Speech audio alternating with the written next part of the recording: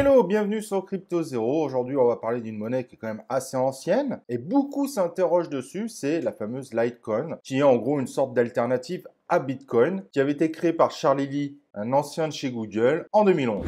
Et si vous voulez nous soutenir, abonnez-vous à cette chaîne YouTube. N'hésitez pas à liker cette vidéo. Et très important, activez les notifications pour nous suivre. On fait plein de vidéos.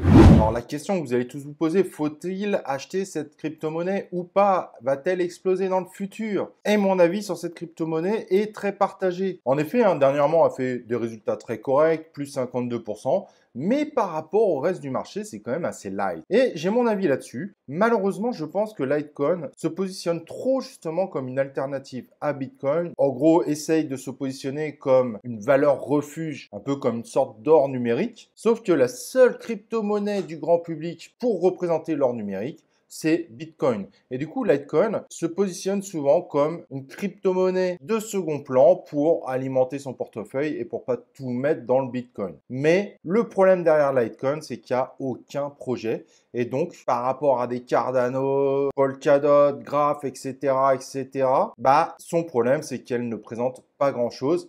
Et aux yeux du grand public, elle n'est pas une valeur refuge. Et donc, oui, elle va suivre les tendances du marché. Elle va augmenter quand le marché va augmenter. Donc, selon moi, à chaque fois que le marché va exploser, elle explosera beaucoup moins. Elle suivra probablement les tendances, mais je ne la vois pas exploser comme d'autres crypto-monnaies qui ont de vrais projets d'avenir. Du coup, est-ce que c'est un bon investissement d'avoir du Litecoin? J'en suis pas persuadé. Je pense honnêtement que malgré son âge, son expérience, elle n'a pas de positionnement différenciant et aujourd'hui, on le voit bien sur ses évolutions. Allez, on se retrouve dans un prochain épisode de Crypto Zero.